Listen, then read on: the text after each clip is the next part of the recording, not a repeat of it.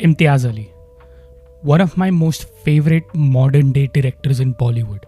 मुझे उनकी मूवी से ज़्यादा उनकी फिल्म मेकिंग स्टाइल, जो टेक्निक्स है, वो पसंद आती है।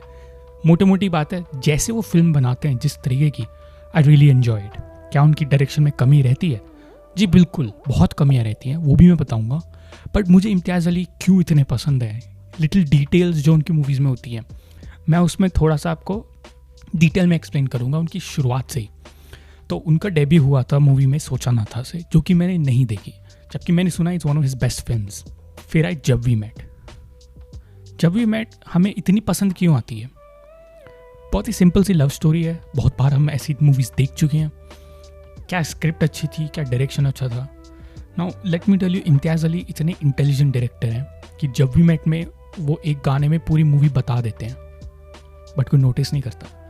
बाद में वो आपको और फिल्मों में दिखेगा। तो मैं उनका एक टेक्निक बताता हूँ। फॉर एग्जाम्पल, जब शाहिद कपूर इज़ इन पंजाब बटिंडा में करीना कपूर के घर पे, और गाना आना होता है नगाड़ा नगाड़ा, जो सरदार जी है पवन मल्होत्रा साहब, जो कि करीना कपूर के फादर बने, वो बोलते हैं आदित्य भाई हमारे लिए गीत पेश करने जा रहे हैं।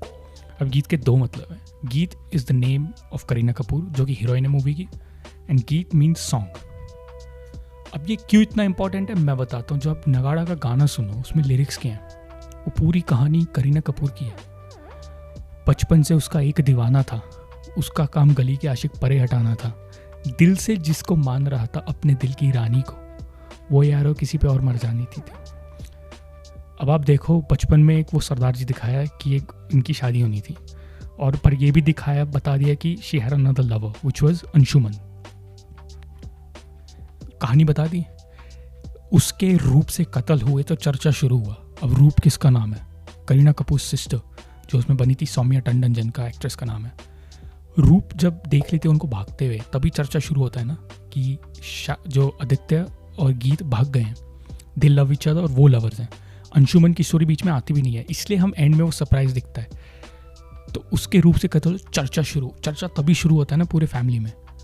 दीज लिटिल थिंग्स जो हमने देखा था कि गाने में भी वो पूरी मूवी बता देते हैं, वो आपको फिर नेक्स्ट मूवी लव आजकल में भी दिखेगी। जो ये दूरियां इंट्रोडक्शन सॉन्ग है, जो टाइटल क्रेडिट्स का, बार बार वो जंप क्यों लगता रहता है कि आगे के सीन्स दिखा दिए। वो बेसिकली पूरी कहानी बता देते हैं कि अभी अलग रहेंगे, दे आर सैड, शादी होगी, डिवोर्स है, ये सब पूरी कहानी उस गाने में आ जाती है। We see the same thing in Tamasha movie में भी जो गाना है, चली कहानी या हीरो तो बड़ी सैड है, बहुत चीज़ों में आपको ऑलरेडी वो दिख जाता है कि मूवी में आगे क्या होने वाला है।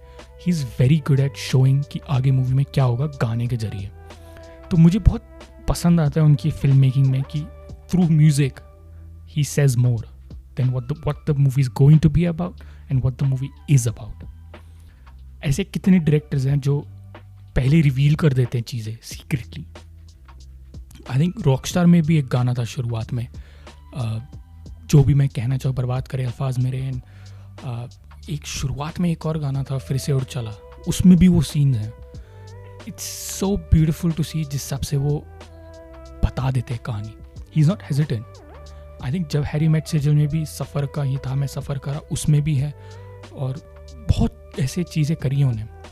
And now I am going to tell you the top 5 movies what I think is of Imtiaz Ali. Number 5 मेरे लिए highway is number 5। Low budget थी, किसी ने एक्सपेक्ट नहीं करी थी, but it's such a well handled subject. एक out of the box movie थी उनकी। Number 4 Jab we met. It's a cult classic. मैं जब वी मेट को हाई रेट इसलिए कर रहा हूँ क्योंकि एंटरटेनिंग भी थी और ब्यूटीफुल न्यू टेक्निक थी फिल्म मेकिंग में, स्पेशली जो गाने में, जैसे मैंने बताया, उनकी ये खास बात थी। Number 3 Rockstar. I think Rockstar is definitely my number 3 film. बहुत इंटेंस तरीके से दिखाई गई है। अब इसमें जो मूवी की कमी है वो मैं इनकी फिल्म मेकिंग की टेक्निक में बाद में बताऊंगा। नंबर 2 मैंने नहीं देखी है, but people rate them high, so I would put सोचा ना था। एटलीस्ट मेरे फैमिली में लोगों ने बहुत देखी है, तो पीपल से that's his one of his best films. तो उसको टॉप 5 में से ना रखना, it's going to be unfair. But मैं फिर से देखूंगा उसको कैसी है। थोड़ी बहुत पहले देखी थी, but I am going to put it at number 2, Socha Na Tha. And number 1 my personal favourite, Tamasha. What a movie boss, what a movie. एक why always the same story के बारे में, and just the way he uses his characters. और वो auto वाला भी जैसे बोलता है कि मैं सिंगर बनना चाहता था, पर बाद में वो वत वत गाने में वो खुद ही गा रहा है। That's is him imagining. Story में कैसे दिखाते हैं कि हम अपने चीज़ों को इमेजिन कर देते हैं कि हम क्या होते या क्या होना चाहते हैं, and all that. To as simple as someone जो बेचारा एक ऑटो चला रहा है, उसका भी ऐसा सपना था। And that's when Ranbir also realises कि मैं अपनी लाइफ वेस्ट नहीं कर सकता कॉर्पोरेट जॉब कर करके। It's so beautifully written and shown कि it's his best work.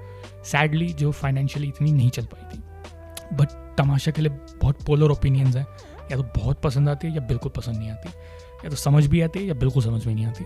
Anyways, आपको और कौन सी मूवीज़ पसंद है इम्तियाज़ अली की कमेंट सेक्शन में बता दो, because I love Imtiaz Ali. And आपने मेरे इंस्टा बायो पे भी देखा होगा, main character of an Imtiaz Ali story. Main character Imtiaz Ali की स्टोरी क्या होता है? Just figuring out life, simple, आम जनता, मैंगो पीपल। एनीवेज, लव आजकल मुझे उतनी खास पसंद नहीं आती, इसलिए मैं टॉप 5 में डालता नहीं। पहली वाली ऑफ कोर्स बिकॉज इग्नोर की वो सेकंड लव आजकल उन्होंने बनाई।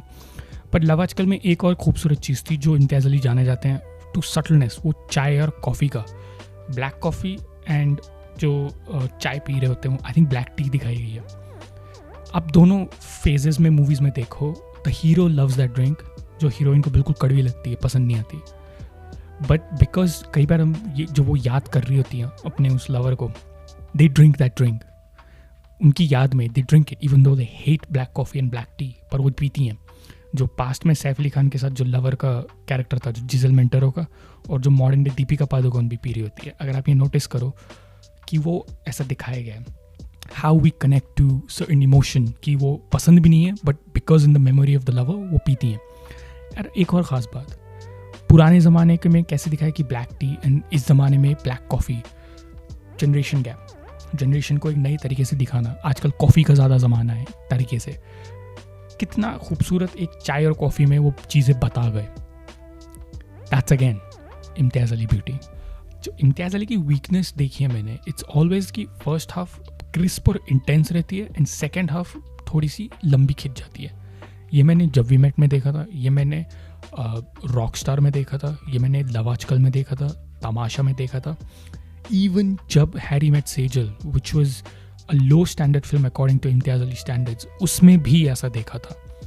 बहुत सारी उनकी मूवीज़ जो कई बार नहीं चलती है, it's because his second half is too long. Editing से है या वो ही doesn't understand the idea of intermission, तो वो स्टोरी जिस हिसाब से लिखते हैं, ही डजंट थिंक कि इंटरमिशन कहाँ लगाना है। बहुत सारे लोग इंटरमिशन पहले से डिसाइड कर लेते हैं film makers, I don't think Imtiaz Ali decide करते हैं। तो वो कमी है कि सेकेंड हाफ हमेशा उनका लंबा फील होता है, और ये इम्तियाज़ अली की कमी नहीं है, सिर्फ इम्तियाज़ अली में ये वीकनेस नहीं है। You can see it in Anand L Rai movies also, कि फर्स्ट हाफ सॉलिड होती है, सेकेंड हाफ ड्रैग्ड आउट हो जाती है। अब रांझना देख लो उनकी, ज़ीरो देख लो, Tanu weds Manu returns, and बहुत सी ऐसी उनकी और एक दो मूवीज़ हैं जो मुझे थोड़ी याद नहीं है, बट है, इट्स हिज स्टाइल।